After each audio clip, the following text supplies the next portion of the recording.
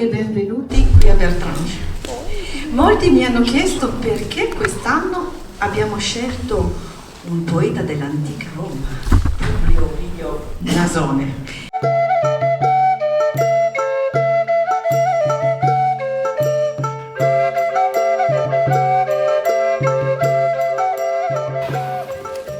Dimmi, grande Ovidio, come si fa per conquistare una donna? Caro Massimo, se ti piacciono le giovani appena sbocciate, guarda, sono tante come i pesci nel mare. Ma se invece tu cerchi le donne già fatte, non avrai che la scelta di quelle da amare. Ma se vuoi quelle più esperte, un po' stagionate, stai tranquillo, ne trovi a pallate. Ti do qui una regola da imparare a memoria. In guerra o in caccia, non dubitare mai della vittoria. E come nella caccia conoscere tu devi i luoghi dove più facilmente le trovi. Il mercato va bene, il circo ancora meglio, ma il teatro è il posto dove più ne piglio. Mi siedo accanto alla bella, le offro il programma,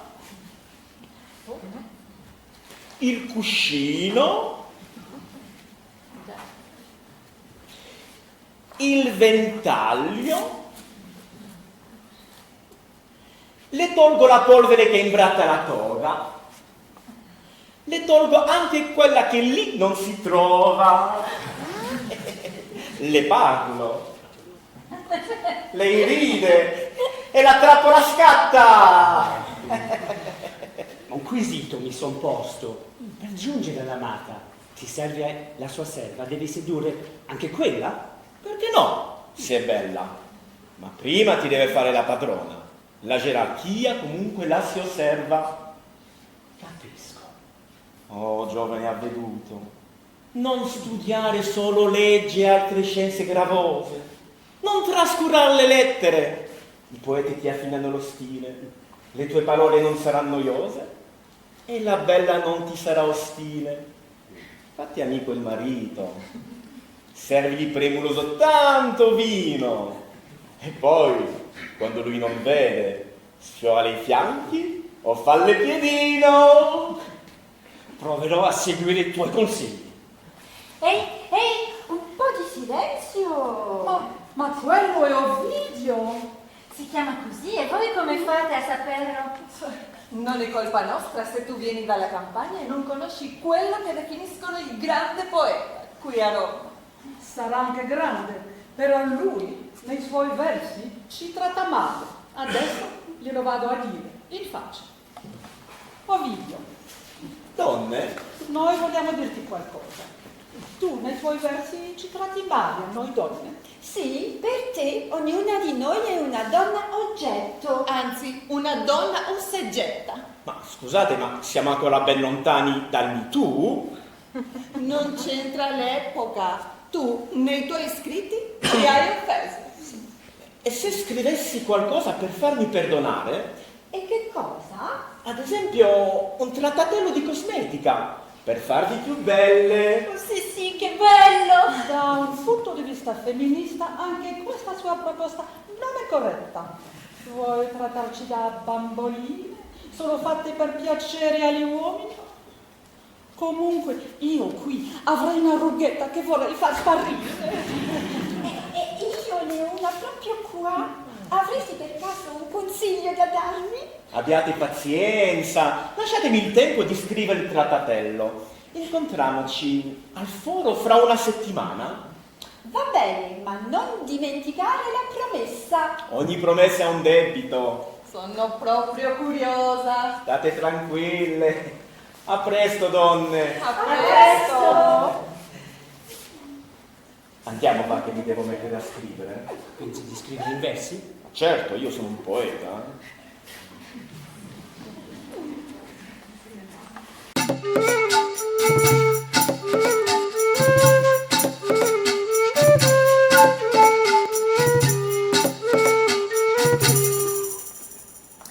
Sono curiosa di vedere se manterrà la promessa. Boh, molto Molto probabilmente l'avrà già dimenticato. Ma non so, forse lo abbiamo provocato nel modo giusto. E per farci vedere di cosa è capace avrà scritto magari qualcosa che ci può tornare utile. Non è ancora arrivato il grande poeta? Salvete mie care donne. Salve! Bella giornata oggi, vero, Che vi dicevo? Sei venuto per parlarci del tempo, Ovidio? Ma se preferite cambiare discorso, io sono disponibile, No, ci avevi promesso. Di dirci come fare per diventare più belle. E ho mantenuto la promessa. Ecco il trattatello che ho scritto per voi e che si intitola Medicamenta per i visi delle donne. Sentiamo. Le vostre nonne, gran brave donne, stavano tutto il giorno a filare accanto al fuoco, le guance rubizze, le fronti un po' vizze e le mani callose. Ma voi siete d'un'annata che mi par più delicata. Scusate, ma ho un impegno urgente. Continuate a leggere voi, torno fra un po'. Un impegno urgente.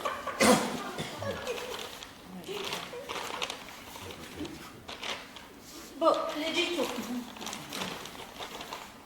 Ma voi siete di un'annata che mi par più delicata. Questo l'ha già letto. Cercate gioielli e sensi odorose e le cose che fate non sono gravose. Del resto, se voi vi adornate un po' tanto, è colpa degli uomini che fanno altrettanto. Si radono e profumano, tante creme consumano, si guardano allo specchio e si tagliano i peli dell'orecchio. La prima astuzia che dovete avere se ci volete a lungo piacere è la cura dell'abbigliamento. Se indossate vesti semplici e eleganti, avrete più successo che se vi spalmaste tutte d'unguento. Va bene, siamo d'accordo, ma noi volevamo qualcosa contro le rughe e le macchie della pelle. Forse lo dice più avanti. Dammi tu. La seconda cosa sono le buone maniere. Coltivarle è un dovere. Se avete quella, metà battaglia è vinta. Quando una è vecchia, non la salva il fondotinta. Chi ha un buon carattere, nessuna la può battere e a tutti sarà sempre assai gradita. Sì, certo, sono parole molto belle, ma i rimedi per la pelle? Come continua? Poi quel che conta è un sonno sufficiente, un viso riposato è già per sé piacente. Vada anche per il sonno, ma i cosmetici? Qui dice qualcosa. Oh, finalmente! Per avere la pelle bianco bucato, prendete 2 once di orzo perlato e beccia per altre 2 once e 10 uova. Lasciate asciugare il tutto all'aperto e poi nel mortaio pestate solerti più 80 grammi di corno di giovane cervo in calore. E questo dove lo andiamo a cercare? Giusto? Dove? Zitte, lasciatemi continuare. Pestate l'intruglio e passate al setaccio e poi ripassate nel grande mortaio con 10 bei bulbi di narciso odoroso, con 2 once di gomma e di faro toscano e 9 parti di miele per togliergli il fiele. Con lei che ricorre a questo espediente avrà il viso terso e la pelle lucente. Mica facile, per niente. Ma Già. funzionerà? Ma certo che funzionerà, un grande poeta sa le cose, no?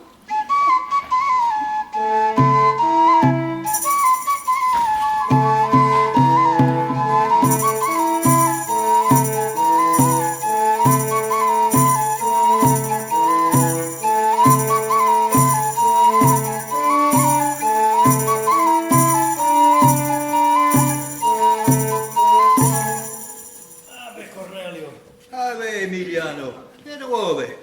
Solito, quasi tempio. E tu? Ah, giusto ieri mi si è bloccato il mio nuovo cocchio elettrico nel bel mezzo della via Cassia. Ma è colpa tua che sei sempre dietro alle novità. Il cocchio elettrico. Salvete! Salvete! Non è proprio un giardino di rose qui, eh?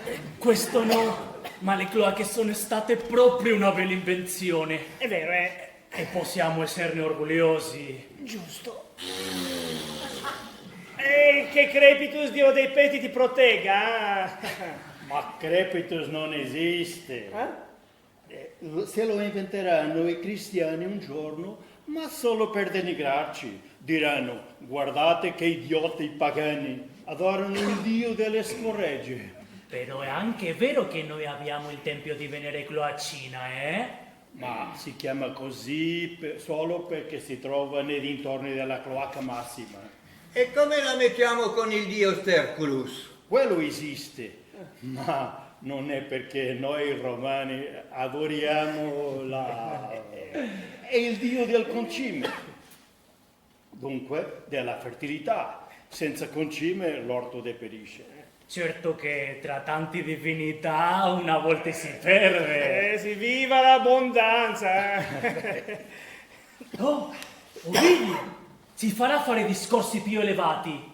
Ah, Ovidio, ti siedi qui con noi? Sì, devo proprio. Ci racconterai tutto quello che hai scritto di nuovo? Sì. Meglio. Di nuovo niente. Sto continuando con l'ars amatoria e sono arrivato all'infedeltà. Dai, facci sentire qualche verso. Sì, vai. No, non posso, ho un impegno. Oh, che peccato. Boh, facciamo così. Io vi lascio qui gli ultimi versi e poi voi me li riportate al foro, eh? D'accordo, dammi qua. A dopo, eh? A dopo. Dopo. Vediamo cosa ha scritto. Se tradisci l'amata con un'altra, devi star veramente molto allerta. Cambia ora e luogo degli appuntamenti. Se l'amata vi scopre ai baci intenti, la sua furia ti è certa. Come una vipera su cui metti il piede, ti morderà con accuse di insulti. Sta attento a non far poi un altro errore. Sta attento a non far poi un altro errore. Se con lei troppo dolce è il tuo contegno, sospetta qualche illecito convegno. La fai tacere se la porti a letto e con maggior vigor le dai di letto. Non prendere strani afrodisiaci esotici, sono malsani, lasciali agli zotici. A te basti il rimedio naturale, la cipolla e la rucola dell'orto e i pinoli, che non fanno certo male. Bei versi, eh? E anche molto istruttivi. Comunque questi versi non erano tanto elevati. No. Se avete finito andiamo al foro, eh? Su, dai.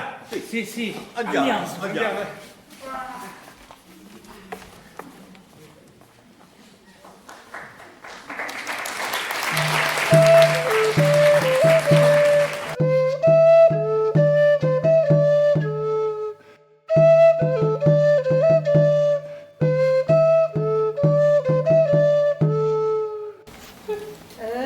Quando si ha a casa un uomo disordinato, bisogna avere pazienza, Sarà anche disordinato, ma il mio Ovidio è un genio e io sono orgogliosa di essere la sua sposa.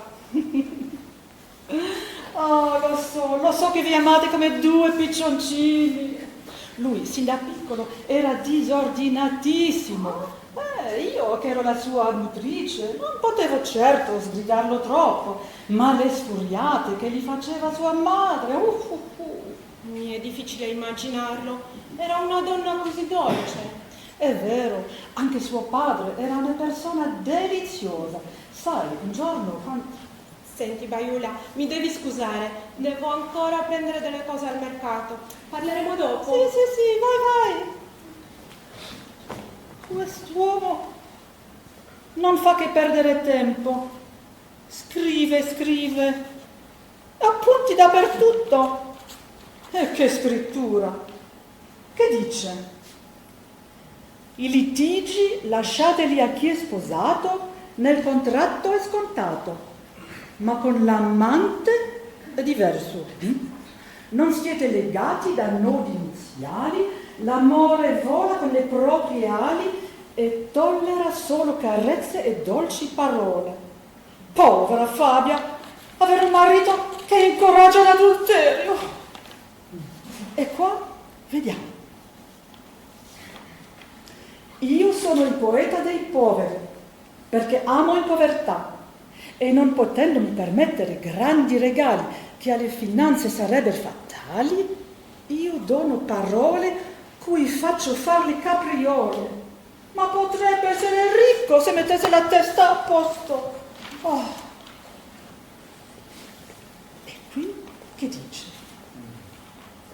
L'amore non apprezza gli inerti, sii pronto a rendere alla bella 1000 servigi, assecondala in tutto, falla vincere al gioco, se mostra di aver freddo, porgile il tuo mantello, ma bravo, e quando si becca il raffreddore, chi lo cura? Io!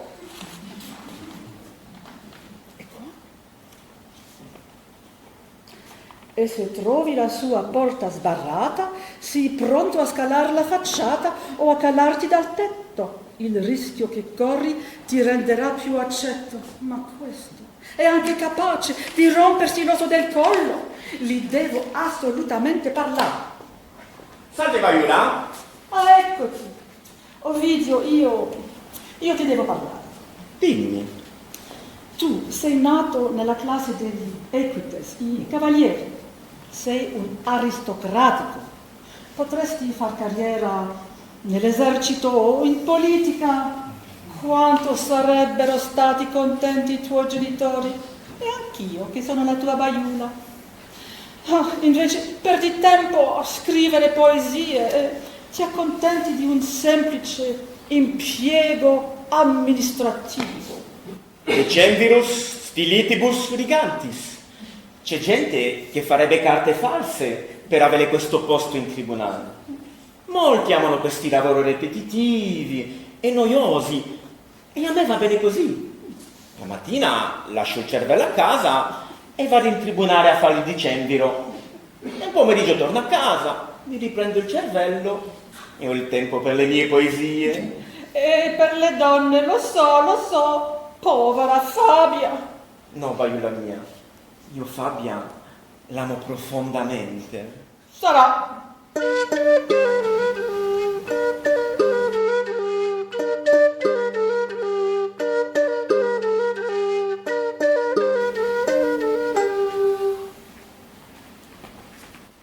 Ave Ovidio!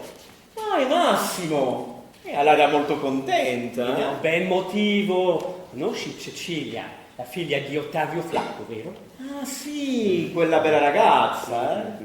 Una giovane che ha tutto per piacere, eh? Ebbene, dopo aver studiato approfonditamente la tua assamatoria, ne ho applicato le regole e sono riuscito a conquistarla. Se ripenso a quella pelle di seta, a quei capelli... Basta, ho capito. Vedi ragazzo, tu della mia opera hai tenuto a mente i dettagli, ma non le regole più importanti. Tieni, e studia bene quello che c'è scritto qui,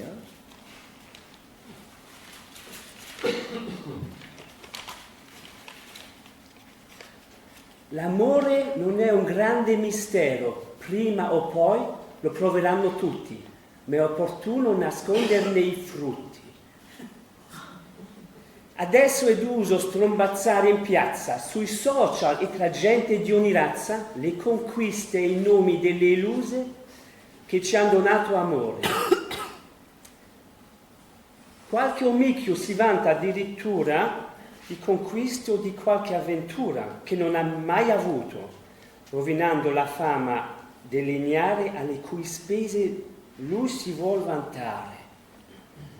Come chiudi la stanza degli amori, chiudi anche la bocca, che nulla ne esca fuori.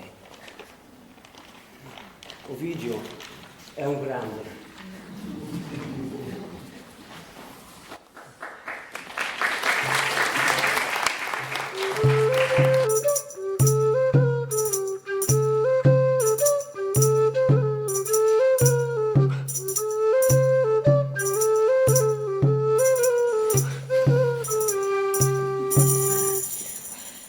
so di che colore sarebbe il mondo senza di te, mia dolce Fabia. Tutto grigio? Grigissimo e senza profumo. Dai, non esagerare. Non esagero, e mi mancherebbe il carburante per tirare avanti senza di te. Il carburante? Sì, tu sei il mio diesel. Il diesel? Ma che parole ti inventi, scusa? Non so, mi vengono così. Già da bambino me ne inventavo tante. Tu non mi hai mai portato là dove sei nato. E un giorno ti porterò nella mia sulmona. Ti piacerà, vedrai. Non dubito. Dobbiamo fare ancora tante cose noi due insieme. E lo faremo.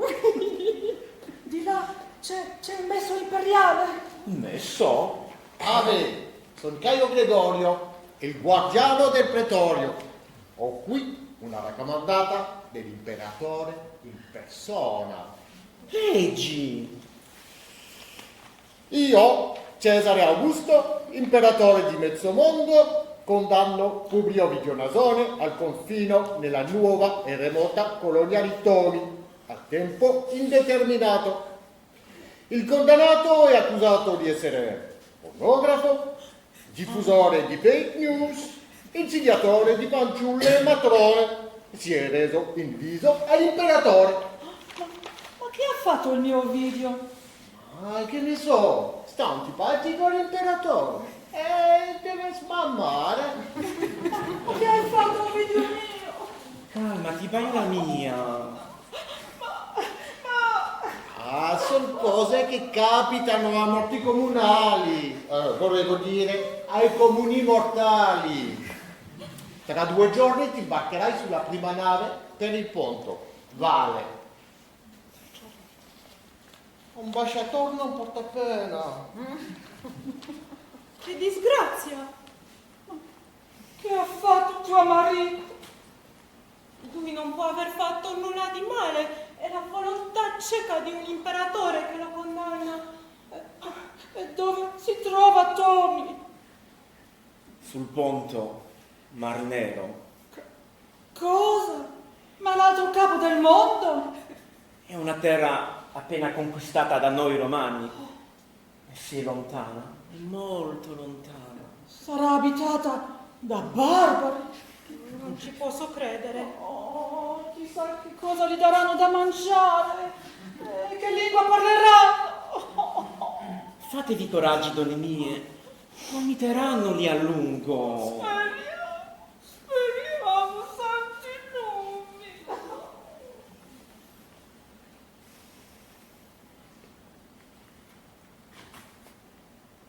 Io vengo con te. No, Fabbia, no! Invece sì, non puoi essermi strappato così. Partiremo insieme, ti seguirò, sarò l'esule sposa di un esule. Il viaggio è troppo pericoloso. La terra è inospitale. Quella terra avrà un posticino anche per me. Sarò un piccolo fardello in più per la tua barca da profugo. Tu sei spinto da chi condanna ad abbandonare la patria. Io sono spinta dall'amore. Fabbia.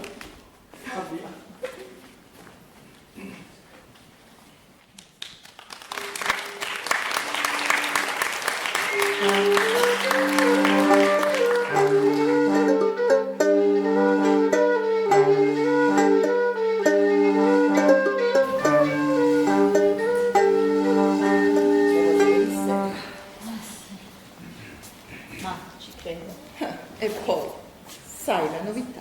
Oh, che novità? Ovidio è bandito da Roma, lo mandano in esilio. Come? E perché? Non si sa esattamente, è una decisione personale dell'imperatore. Non si può certo andare a chiedergli il perché. No, però corrono certe voci. Dimmi, non tenermi sulle spine. Avrebbe commesso un sacrilegio contro gli dei.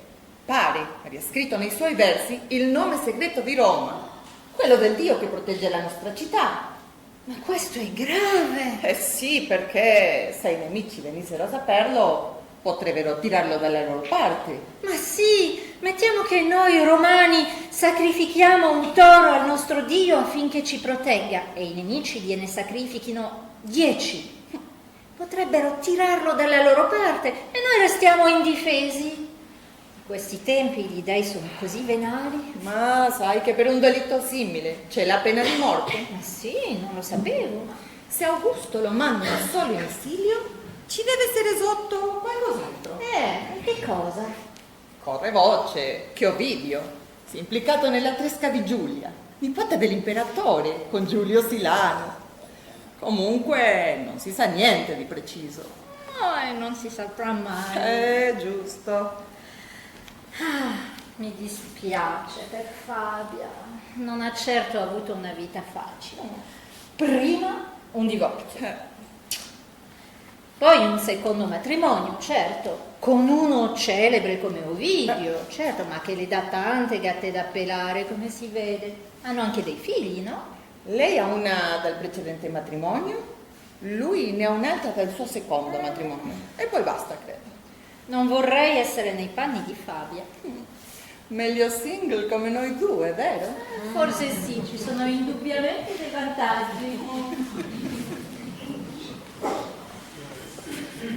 Povero Ovidio. Che disgrazia, non mi sembra vero. L'hai visto anche tu? Sì, poco fa. Lui era terribilmente triste perché in questo momento così difficile per lui tutti l'hanno abbandonato. Tranne pochissimi, come noi, lo so. Dobbiamo prenderci cura di sua moglie. Me l'ha chiesto in lacrime. Certo, lo faremo e l'aiuteremo anche a gestire i suoi beni. Ovidio mi ha raccontato che quando Fabia ha saputo la notizia, lei voleva a tutti i costi partire con lui, ma che lei stessa, poco dopo, ha deciso di restare e di sacrificarsi. Perché in assenza del marito un qualsiasi avvoltoio potrebbe appropriarsi di tutti i loro beni. L'ha detto anche a me. Fabia è una donna coraggiosa. Veramente. È vero che i veri amici si riconoscono nelle disgrazie. Noi faremo il possibile. Sicuro.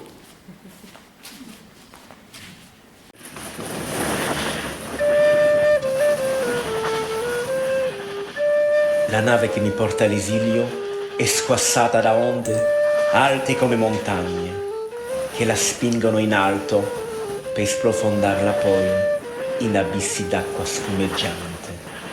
Il vento straccia le vele ed il nocchiere lui stesso non sa che fare o non fare.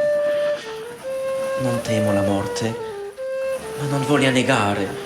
Mi ripugna l'idea dell'acqua salata che mi riempie la gola. Mi consolo una cosa. Ho convinto la sposa a rimanere a Roma.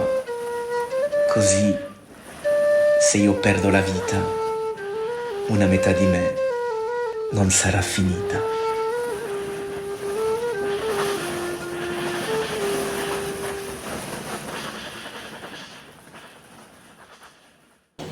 Allora, tutto sotto controllo? Sì, signor comandante. Bene, adesso bisognerà quindi procedere al... Ave? Sei tu il comandante qui? Sì, sono io. Che vuoi? Io sono Publio Ovidio Nasone. L'imperatore mi ha mandato al confino qui da voi. Ecco il mio foglio di via.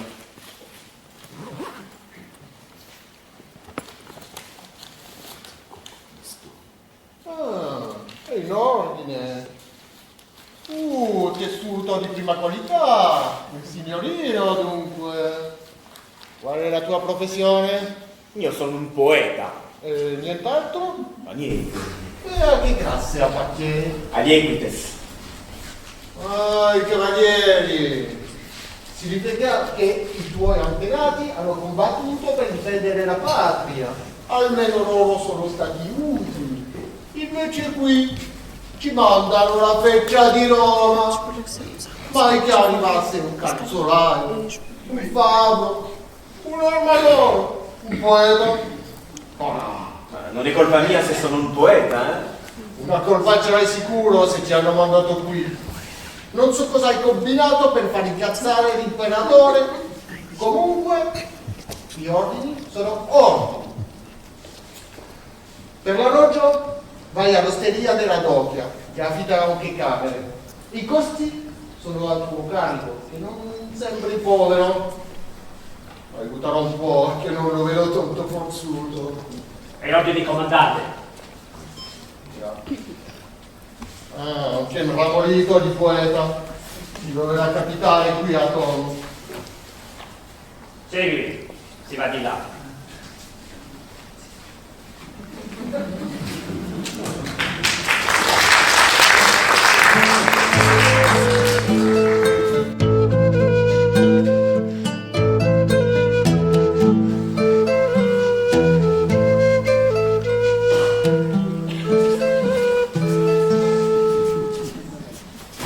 Osteria, è lì. Grazie, Vale. Vale.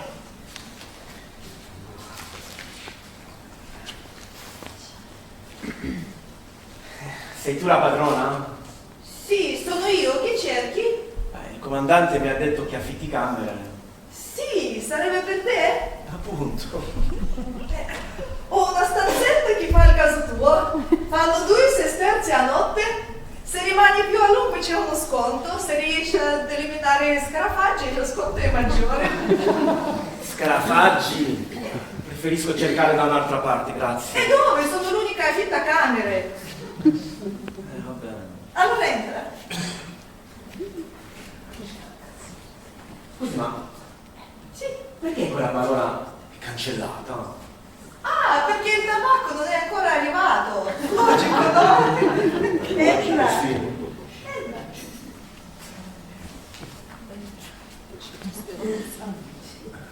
Le stanze sono di qua.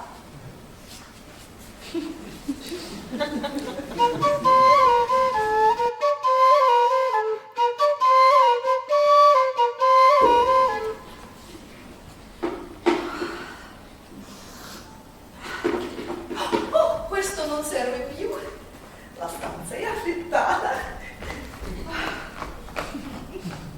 Ora come ho scritto bene, Tony Suites vacanze. Andiamo via.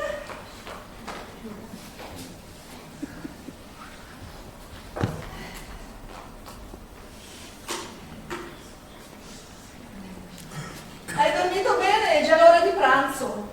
Ero distrutto dal lungo viaggio. Vuoi qualcosa? Dammi magari una coppa di Falerno. Cosa? È una coppa di Falerno che mi devo consolare.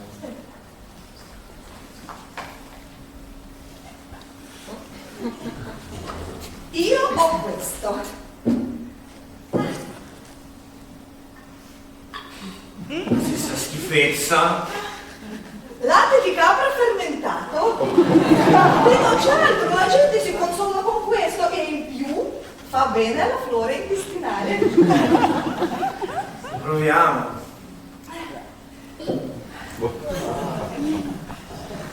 Ma non mi hai detto da dove vieni, Romano? E neanche come ti chiami. Da Roma. Mi chiamo Ovidio. Da Roma? La capitale dell'impero? Oh, ma mi dici perché ci avete voluto invadere, Ovidio? Perché da barbari, piano piano, possiate diventare civili. Bella è questa. Tu ti chiami Doccia, eh?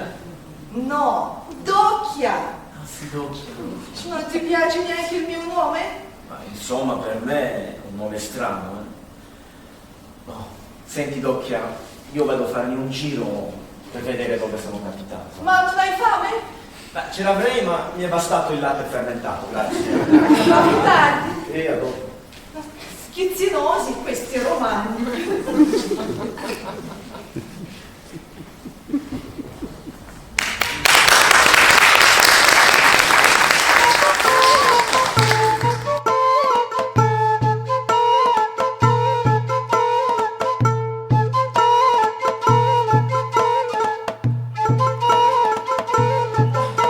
La flora intestinale, di mortacci tu! Dov'è quel posto? Eccolo. Apri il calamendar. Che ti piglia? Vada retro, Romano. Ma dove sono capitato? Ma uno non può cagare in pace, qua!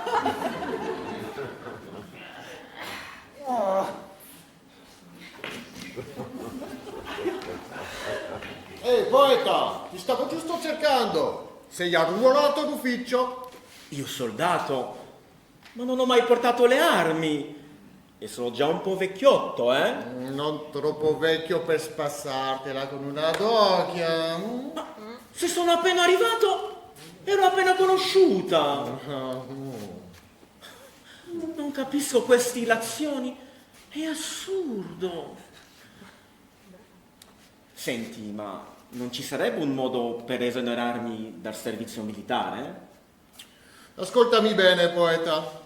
Qui, nella guarnigione, siamo 4 gatti e ai confini premono tutti i selvaggi della steppa. Se riescono a passare, siamo tutti morti, o peggio, schiavi di quei buzzuri. Dunque, vai a ritirare le armi e sta pronto. Se ti chiamano a combattere, copriti bene con lo scudo, che quelli tirano frecce avvelenate. Ma dove sono capitato?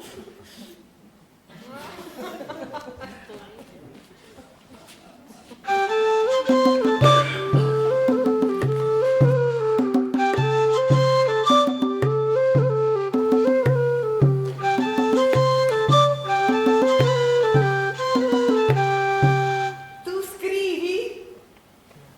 Certo, sono un poeta.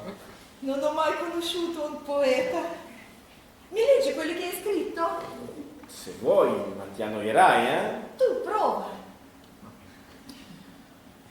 Ho sempre evitato di fare il soldato. Da bimbo con le armi ci ho solo giocato. Adesso che ho i capelli già un po' bianchi, mi porta addosso spada, elmo e scudo. Quando suona l'allarme, confesso che ho paura. Affrontiamo il nemico, le frecce avvelenate. Guai a che sorpreso fuori dalle mura, come un lupo affamato, il nemico lo trascina con sé verso la prigionia e la schiavitù. Ma tu, oltre il poeta, fai anche il soldato? No, non l'ho mai fatto. Allora, come sai tutte queste cose delle frecce, dei lupi? E oggi sono stato reclutato dal comandante e posso ben immaginare come il nemico da queste parti. Dunque, vai in caserma. No, resto qui da te e mi chiameranno se c'è bisogno. Strano, proprio strano. Strani anche i tuoi concittadini, eh? Perché? Perché sono dei rustici. Prima ho visto lì fuori una covacciata sgravarsi e... Vuoi dire a cagare? Per dirlo in modo rustico, sì. E gli sono andato accanto per farlo anch'io e mi ha minacciato col bastone. Perché voi romani come lo fate? Ma noi lo facciamo tutti assieme, seduti una accanto all'altro. Così ci scambiamo il pettegolezzo del giorno. Se poi il bisogno dura un po' più a lungo, parliamo anche di filosofia. No, qui ognuno lo fa per conto proprio. Abbiamo il nostro pudore noi, ma siete proprio dei barbari. Senti, se vuoi qualcosa da mangiare. Un certo appetito ce l'avrei. Speriamo bene.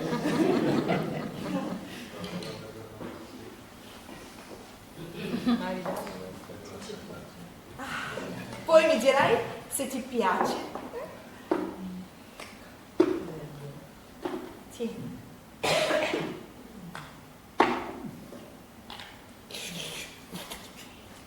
È buono, ma gli manca un che di speziato, un sapore più intenso. Qui ci vorrebbe il garum. Garum? Non lo conosci? No! È una salsa a base di pesce fermentato. E la gente è pronta a pagare parecchio per averla, eh? È come dire che voi le mettete nel piatto dei pesci marci? Ma siete proprio dei barbari.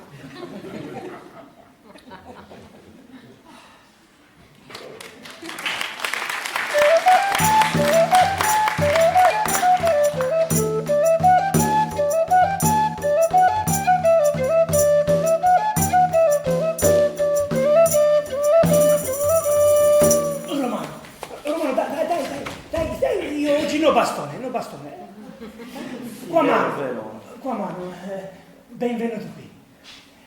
Grazie. Come ti chiami? Grufat, tuo nome?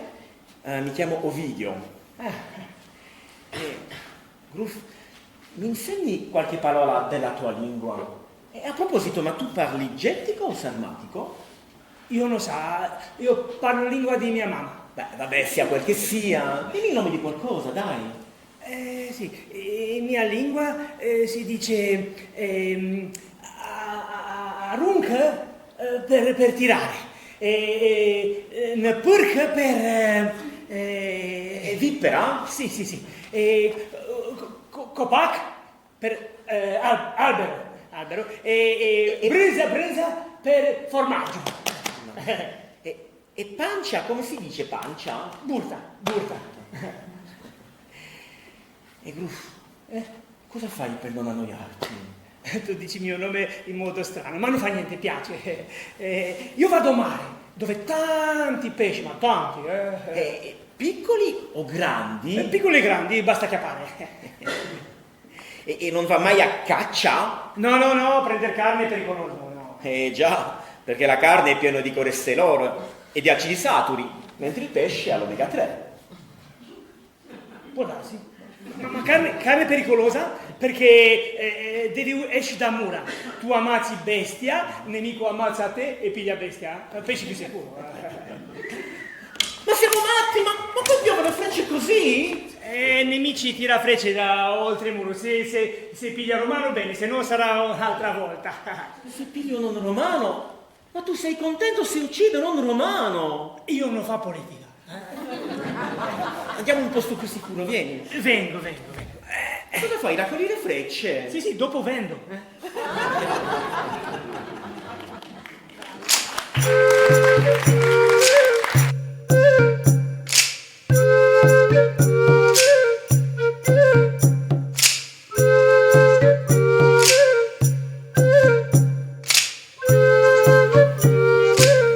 E allora, che mi dici del tuo nuovo ospite che non mi hai ancora presentato? Te lo presenterò.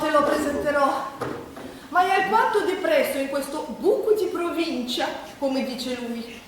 Chissà come la grande Roma. Sì, le manca tanto il teatro, il circo, le bestie feroci, i gladiatori che si sbudellano. Gladiatori? Sì, sono gli uomini che a pagamento si combattono e si ammazzano davanti a un grande pubblico. No, e i romani vanno pazzi per questo tipo di spettacolo. Sì, sono proprio dei barbari. E poi non fa che consumare l'acqua per lavarsi. Ma? Sì, secche, brocche. Dici che l'igiene qui è difficile. Gli manca tanto le terme e i bagni di Roma. E come sono fatti? Pare che siano degli edifici imponenti dove la gente va a lavarsi, a profumarsi e a concludere affari. E ci vanno tutti, uomini e donne? Sì, uomini e donne, ma separatamente, credo. Forse li faranno anche qui? Sì, è una delle prime cose che fanno nelle terre conquistate, mi ha detto. Insomma, i romani sono degli idraulici imperialisti. E pensa che dopo essersi lavati alternativamente con l'acqua fredda e calda, chiamano degli schiavi che le spargono gli unguenti e i profumi su tutto il corpo. Incredibile! Tengono in schiavitù le persone? Sì, sono proprio dei barbari. Avete? Ovidio, pensavo che fosse già uscito.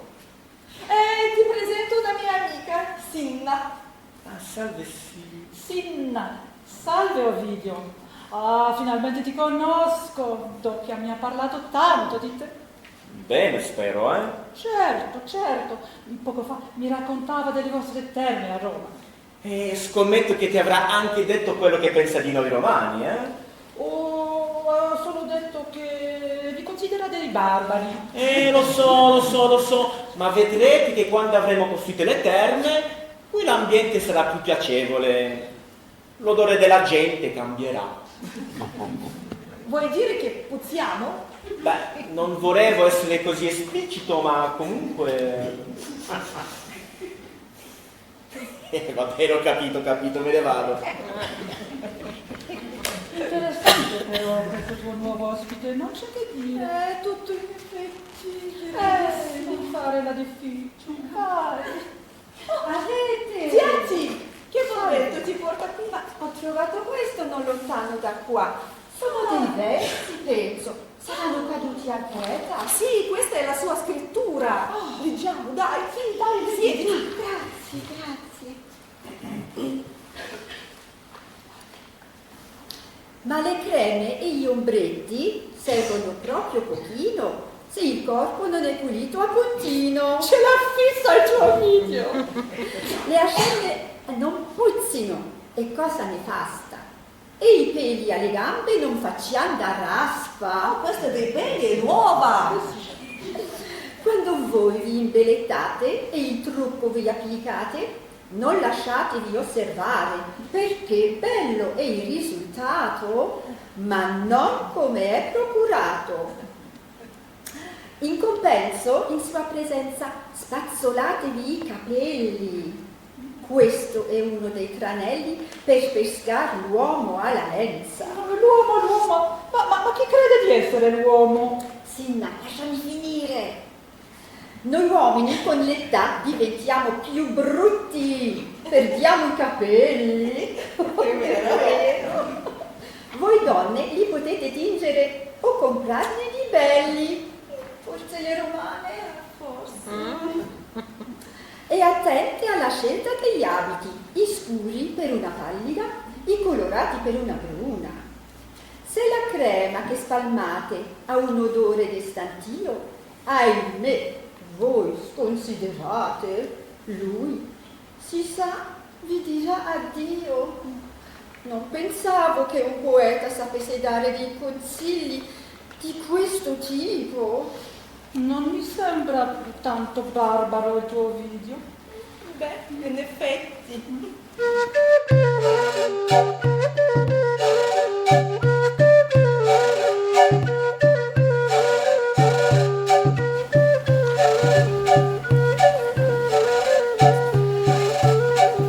Les rapaces arraillent photofournis. Les rapaces arraillent photofournis. Ti sei catanaveno? Tofournis.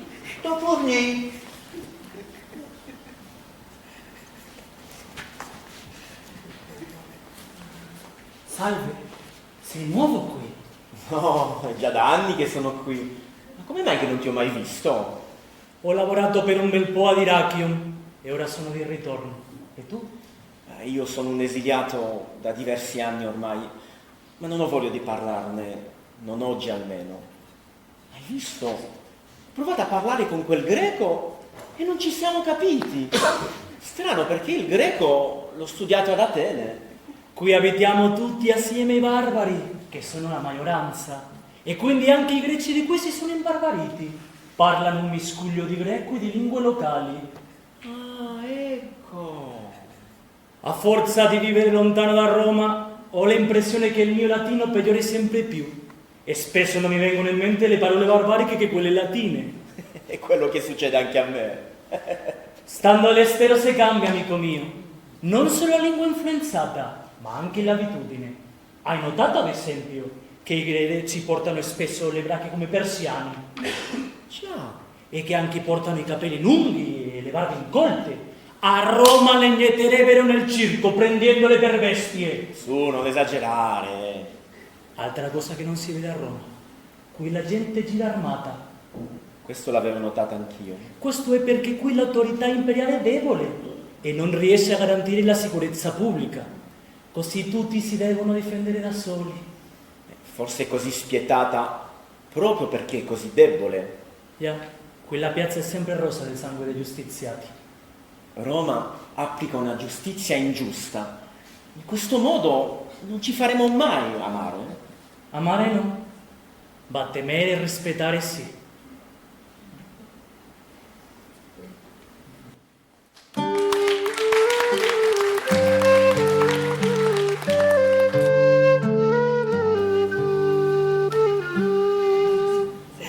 Spazzola, eccola.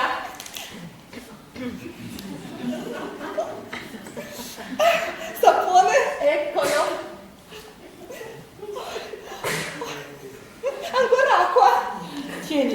io dove la brocca.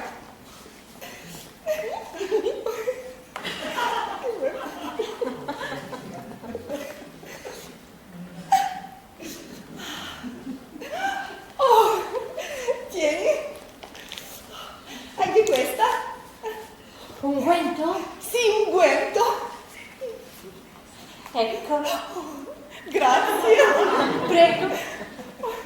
Profumo? Sì, profumo. Grazie. Prego. Fatto. Cosa non si deve mai fare per piacere a un romano?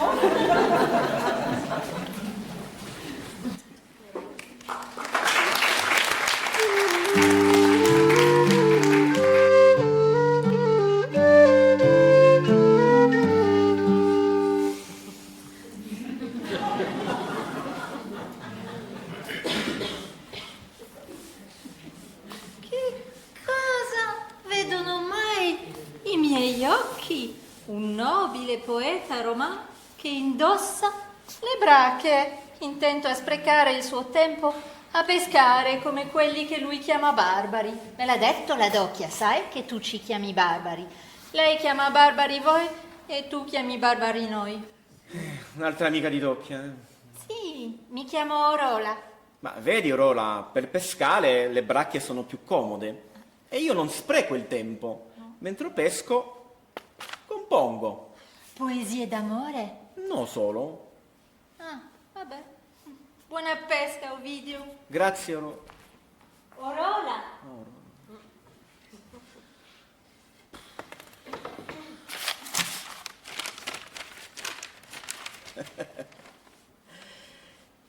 Questi versi zoppicano, non sono degni d'un Ovidio. Io che cantavo gli amori umani, divini, le metamorfosi di tutti gli esseri e le glorie d'Augusto. Adesso mi perdo dietro ai pesci. Mi sa che questo poemetto didascalico non lo finisco.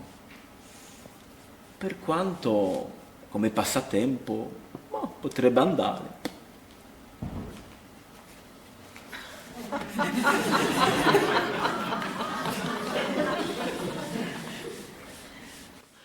Io mi sono stufato, ma oggi non si prende proprio nulla.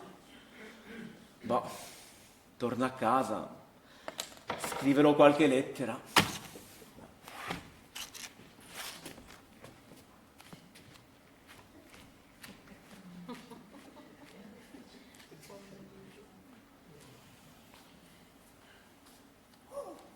Il grande poeta romano ha dimenticato le sue poesie d'amore. Sono proprio curiosa.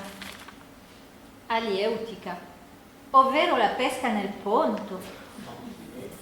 L'ardita lampreda dal corpo sgusciante lotta con le maglie della rete finché non la buca e se ne esce vivente. Il pigro polpo invece si abbarbica alla roccia e ne prende il colore. Di lì la rete, certo, non lo sloggia. Per acchiapparlo ci vuole l'ancoretta, ma quando è preso il pigro anacoreta apre le braccia e si lascia cadere. Incredibile! Ah, l'hai trovato, evviva! Ma tu, Ovidio, come fai a sapere tante cose dei nostri pesci? Gruff e gli altri mi hanno informato sulle abitudini dei pesci, sui fondali, sulle vostre tecniche di pesca. Ah, ma allora non siamo tanto barbari. No, voi sapete molte cose, questo è vero. Boh, io vado a mangiare. Pesci? No, Allora non ne hai pigliato nessuno, oggi nessuno. nonostante le brache.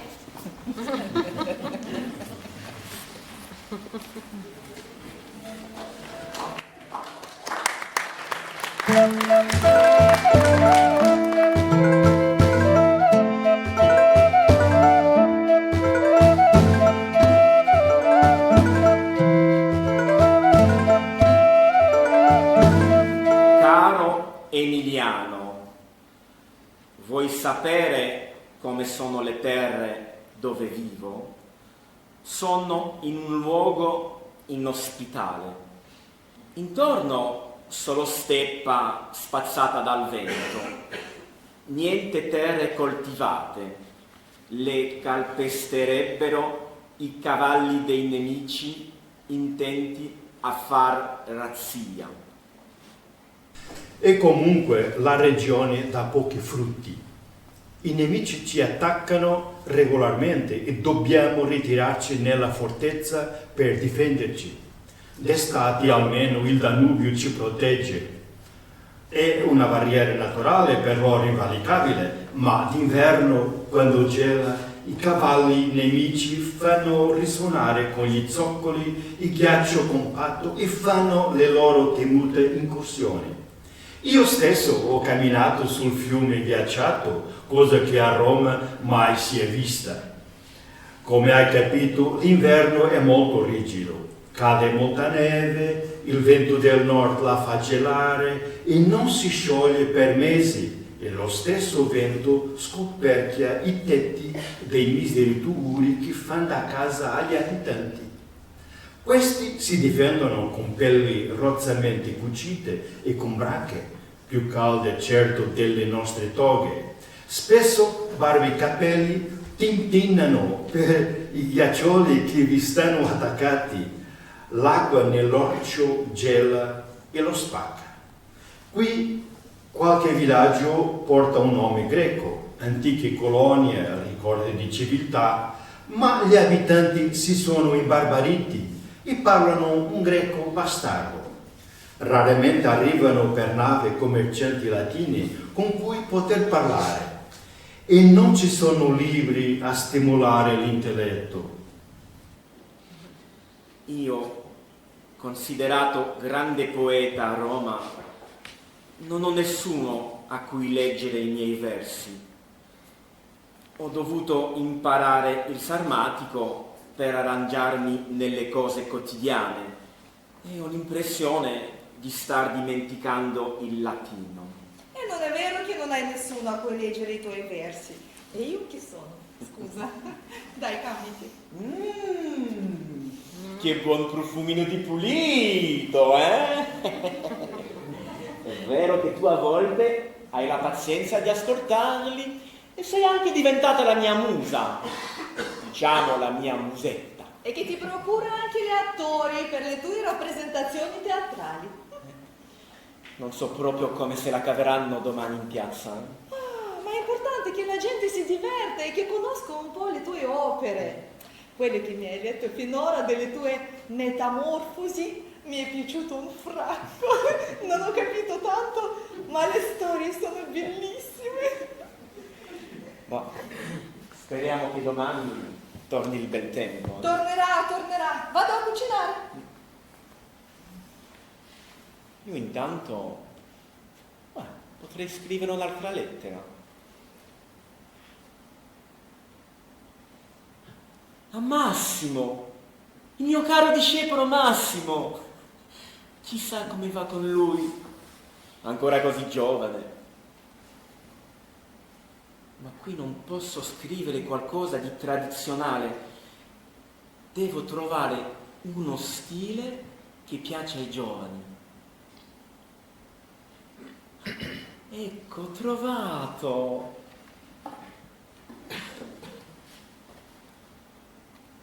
Caro amico, ti scrivo che sì, sono ancora vivo. Sei tra i pochi che non mi hanno lasciato quando Augusto con me s'è arrabbiato. Qui la gente è puzzolente e quando parla non si intende niente. Tutti intorno stanno selvaggi che non sembrano molto saggi. Sono incazzati con romani che le han fregato il loro reami. Qui si mangia una sbobba infame che ti fa preferire la fame.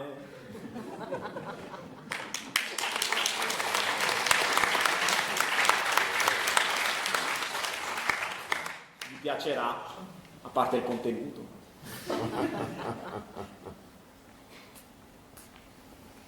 Ah, un'altra lettera? E a chi scrivi stavolta? Al mio discepolo. Ah, allora io ti servirei della sgobba. Guarda che puoi anche andartene. Trovati un hotel a 5 stelle se ci riesci.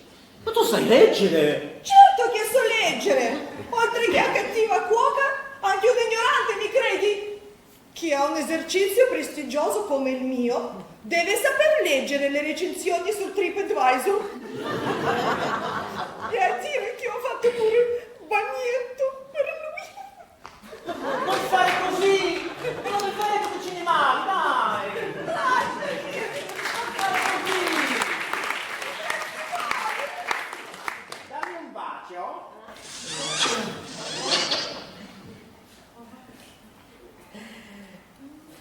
Ce lo siamo dati finalmente questo bacio, eh?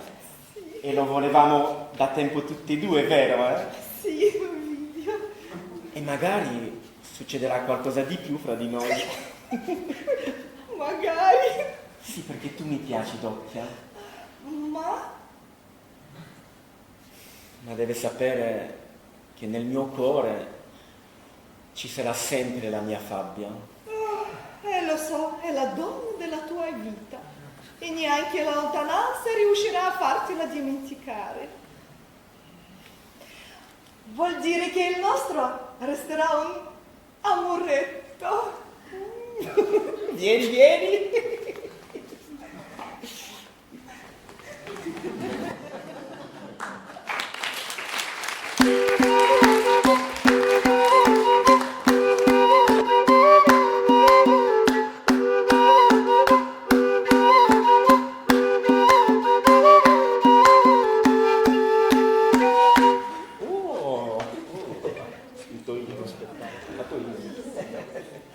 Carissimi concittadini, tra pochi istanti avremo il piacere di assistere ad un adattamento teatrale fatto dal sottoscritto di una delle splendide metamorfosi scritte dal grande poeta Ovidio, che è nostro ospite ormai da quasi una decina d'anni. I tre attori saranno Scorilo nel ruolo di Cupido, Gruffat nel ruolo di Apollo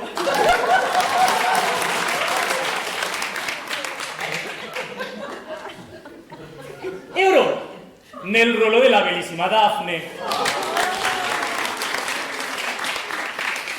Si dia inizio allo spettacolo. Eran tempi molto lontani, quando la loro ancor non c'era, e chi aveva vinto una contesa, foglie di quercia in testa si poneva. Tornava il dio Apollo da una grande impresa. Aveva ucciso con 1000 frecce Pitone, il grande serpente, che si papava tanta gente. E vide Cupido che tendeva il suo piccolo arco. Lascia stare, ragazzino, quell'arma è cosa da adulti. Vedremo chi di noi è più abile nel tiro dell'arco. Si scostò e presse 2 frecce, una d'oro appuntita, una di piombo smusata, e attese paziente la preda.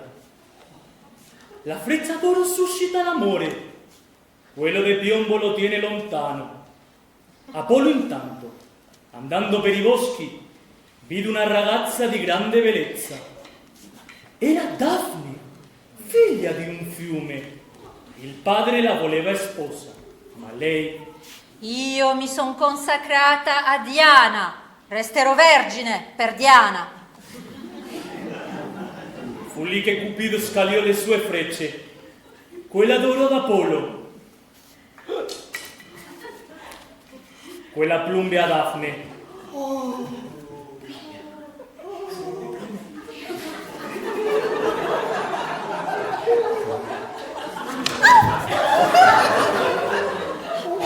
fu preso da subito amore per la bella Daphne, e Daphne da gran ripugnanza per lo stalker divino. Fermati! Non sono un rozzo pastore, sono figlio di Giove, il dio delle scienze, della musica e della profezia. Ho portato io ai mortali l'arte della farmacia, ma certo non il farmaco contro il male d'amore. Male sarò tua. A Diana ho consacrato quel che a te sarà negato. Adesso ti acchiappo. E io intanto scappo. E corrono nel bosco a destra e a manca, ma a lei il fiato manca. E vedendo il fiume, suo padre lo invoca. Padre mio, dai poteri divini, toglimi la bellezza che mi ha messa in questi casini.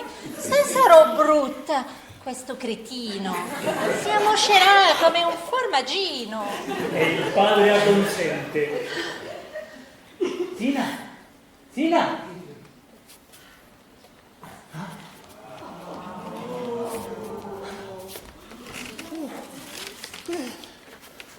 Lei diventa impezzata e pesante. La pelle di seta diventa una dura corteccia. Le braccia diventano fronde. Dai piedi van giù le radici e nasce una nuova specie. La loro, buona con dire il pesce.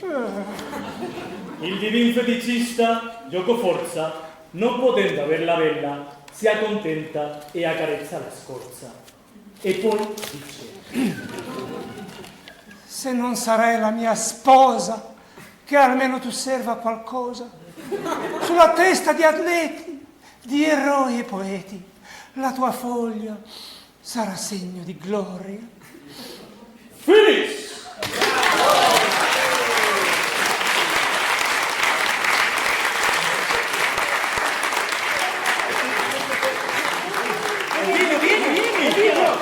Ovidio! Grazie a tutti.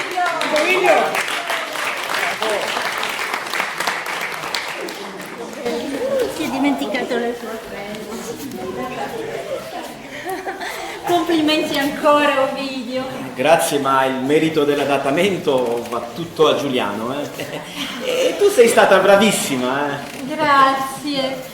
Senti, Ovidio, è da tempo che vorrei dirti una cosa che mi sta a cuore. Forse non è il momento giusto, ma... Dimmi. Sai, qui la gente ha saputo delle tue lettere a Roma. Scrivi sempre che qui a Tomi non ti piace, che il posto è brutto, che la gente è rozza. Insomma, sono tutti un po' offesi con te, sai? Dopotutto noi ti abbiamo aiutato tanto, no? Hai ragione. Io dovrei scusarmi con voi tutti e lo farò con i miei versi, non dubitare. Ma adesso vado a casa, sono molto stanco. Salutimi gli altri, per favore. Va bene.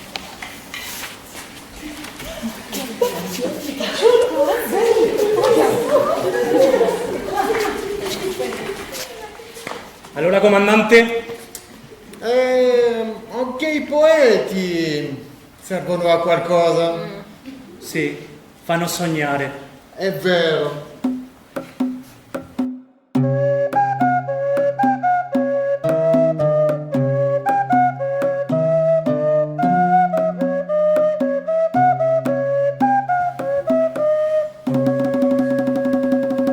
Santi lummi, che adattamento!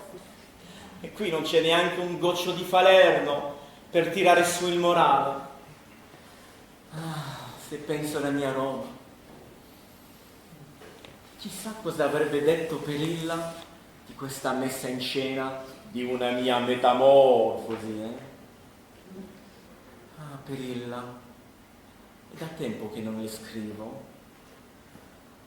Cara Perilla, amica e poetessa stimata, accetta questa mia lettera scritta di fretta.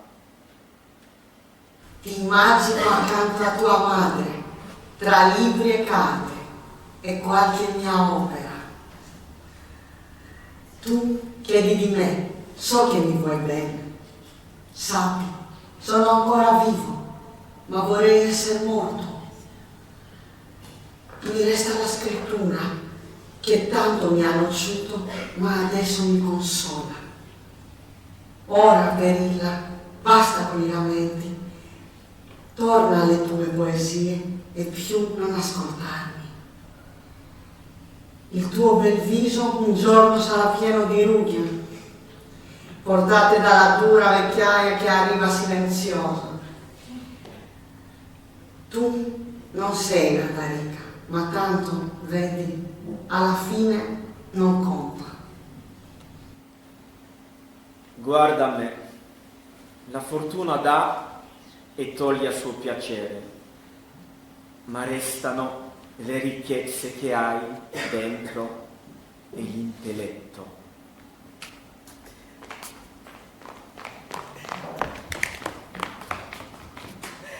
E allora è andata bene, no? Sì, sì, Gli attori sono stati bravi, no? bravissimi.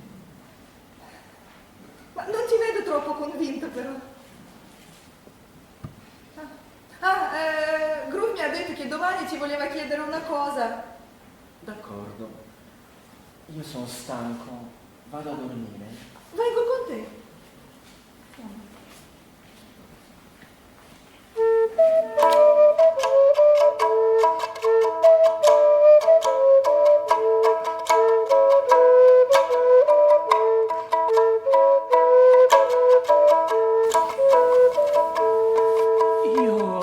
Domanda per te, è stato bravo a teatro? Bravissimo. Allora io contento. Però amore con Daphne è strano, L'amore non è mai qualcosa di normale,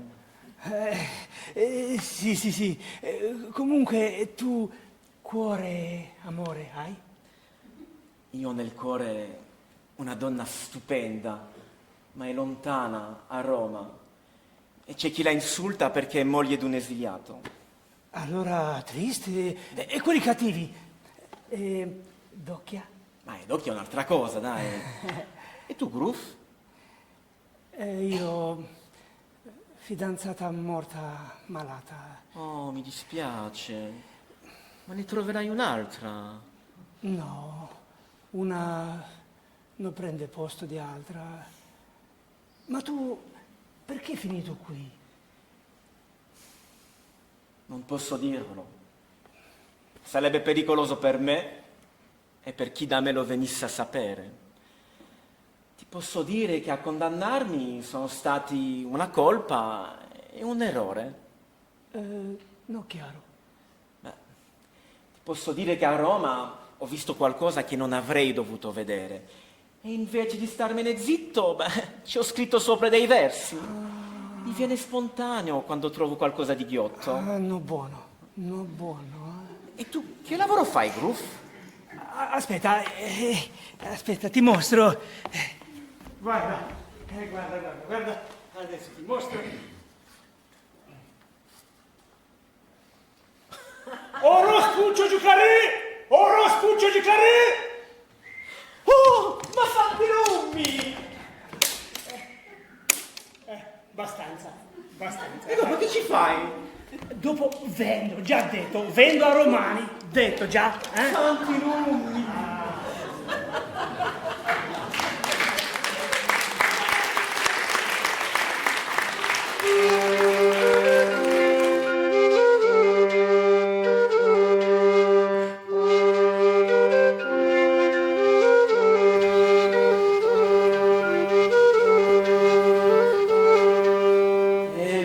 Passano e io sto invecchiando. Roma non la vedrò mai più e neanche la mia Fabbia. Mi resta solo la consolazione di poter scriverle. Cara sposa, qualcuno ti insulta perché sei moglie di un esiliato. Gli insulti sono nulla rispetto alla gloria di essere la compagna del poeta. Con i miei versi ti ho fatto un monumento che reggerà nel tempo. I secoli futuri sapranno il tuo nome, la tua forza d'animo e la tua fedeltà nella disgrazia. Puoi sembrare degna di pietà per la condanna del marito, ma molte donne vorrebbero essere al tuo posto. Non ti ho dato ricchezze, ma chi ricorda mai chi fu soltanto ricco? Ti ho dato invece un nome che durerà nel tempo e tutti sapranno che il poeta ha potuto essere grande grazie a te.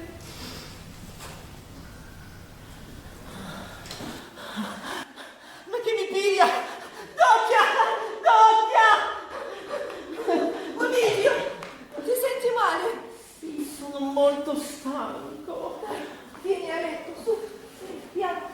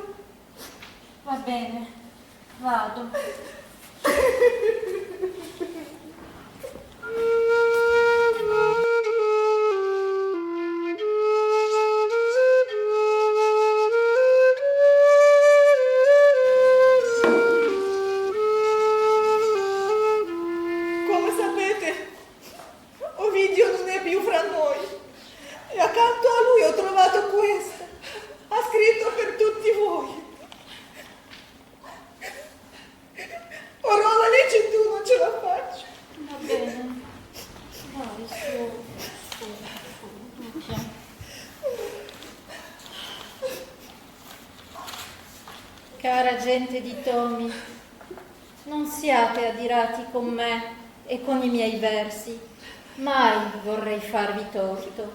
È vero, odio la vostra terra, il caldo eccessivo d'estate e il gelo invernale, gli attacchi incessanti dei nemici, ma anche voi a volte definite ingrata la vostra terra.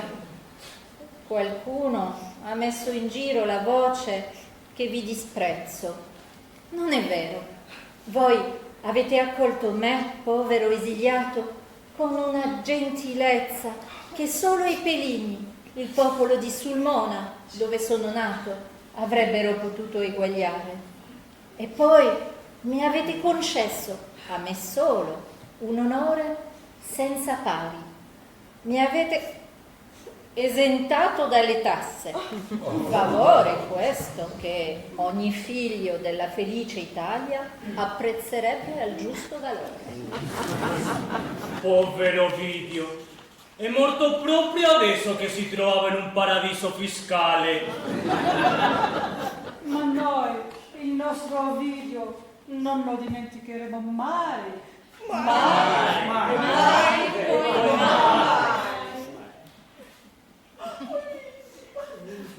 E infatti a Tomi, che ora si chiama Costanza, non l'hanno proprio dimenticato, come vedete, e non lo dimenticheremo certo neanche noi di Teatro Lingua. Acta fabula est, plaudite. Con queste parole finivano gli spettacoli nell'antica Roma.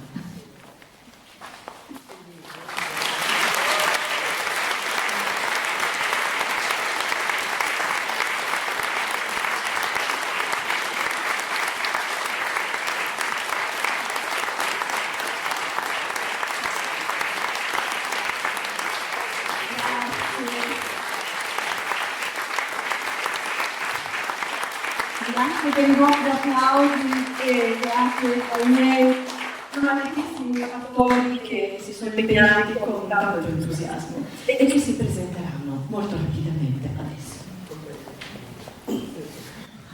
Filippo francese. Filippo francese. Abigail Argentina. Eddie portoghese, la già francese. E Caterina sono russa. Già, sì, questo non pugliese. Dai, romeno. Claudio, lussemburghese. Matteo, portoghese. Alberto, spagnolo.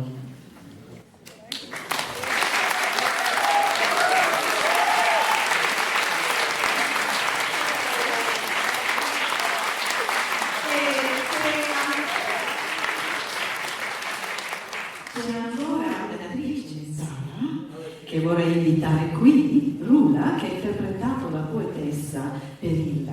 Rula, vieni con noi. Dove sei? Vieni!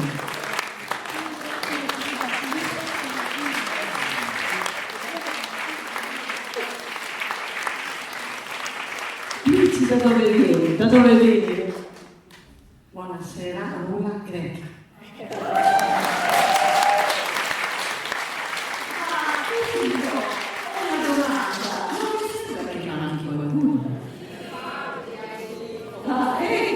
Ovidio che è suscitato nel frattempo con la moglie.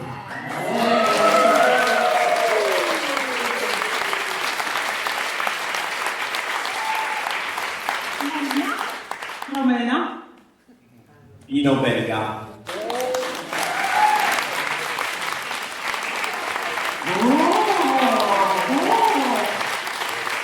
Vedo che il comandante ha capito finalmente che la poesia è molto importante. Bravo comandante.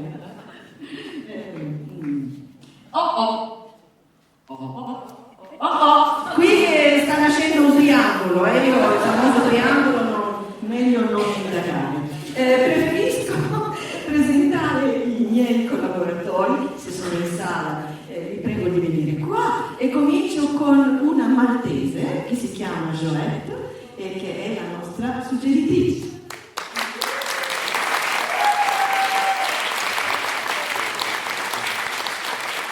Continuo con una lettone, Yurita, che ha assistito i tecnici lassù perché non conoscono l'italiano. Brava Yurita. E ringrazio i tecnici che sì, non sanno l'italiano ma sono bravissimi. Grazie a Pier, grazie a Roberto e a tutta l'Anca, soprattutto a Sergio che ha coordinato il tutto. E poi ringrazio Pier Renzo Ponzo, che è stato il nostro mago musicale anche quest'anno, ha creato per noi, ha composto per noi la musica per l'occasione e ha rispettato moltissimo lo stile della musica dell'antica Roma, come avete sentito. Ma lui abita a Torino e non è potuto venire qui. E ringrazio una polacca, Elisa, che era qui con noi ieri, che ha creato tutte le proiezioni, le locandine, le animazioni ed è una vera artista. Ringrazio anche Pini, che non è qui con noi, che ci ha aiutato per la scenografia. Ringrazio Henrik, che è un altro polacco, che è salito ancora di più quest'anno, perché da attore è diventato anche regista e infatti aiuta in tutto, l'avete visto al bar, vedete via. E poi ringrazio Fernanda, che oggi non è presente ma è portoghese e ha cucito pazientemente le nostre tuniche. Poi naturalmente ringrazio anche Alain Keblat, che si è occupato dei filmati, che ha fatto il trailer e che ci sta riprendendo in questo momento con l'aiuto di 3 ragazzi, eccoli che arrivano, di 3 ragazzi ucraini.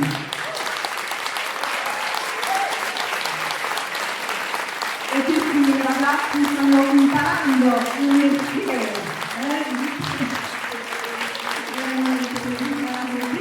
E vedrete il loro lavoro sul canale YouTube di Alain, che è bellissimo, è Capricarno si chiama. E penso di non aver dimenticato nessuno. È vero, è vero. Abbiamo anche Michaela, che è la parte, e sta preparando le cose per noi. Lei è presidente Events e si occupava anche della biglietteria. Dunque veramente magnifici collaboratori, grazie a tutti. Last but not least, il grande ringraziamento va all'organizzatore della manifestazione, dell'evento, perché è il Circolo Curia, con cui si è collaborato benissimo. Ieri erano presenti tutti qui, Roberto, Umberto, Marcello, veramente è stato fantastico. E manca la ciliegina sulla torta, il ringraziamento alla nostra ambasciata d'Italia, che è presente questa sera. Abbiamo l'onore di avere qui con noi questa sera l'ambasciatore Robustelli.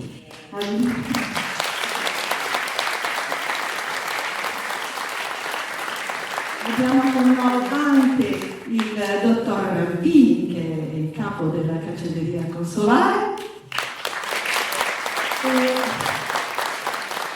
e l'addetta culturale, la dottoressa Bianca. Dunque veramente siamo onorati e vi ringrazio per il patrocinio che ci hanno concesso e per il sostegno. Veramente, grazie di cuore. E sono anche molto felice di avere qui questa sera in sala tutti i rappresentanti del Contest, la Presidente del Contest, che è Antonella Ciccone, grazie, e anche Vito,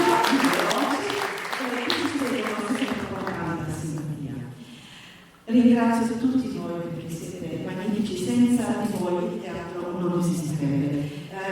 Ringrazio anche i sponsor che sono stati, siete con me, perché sono dunque Culturando, Essenza, Bontà Italiana, e chi ancora?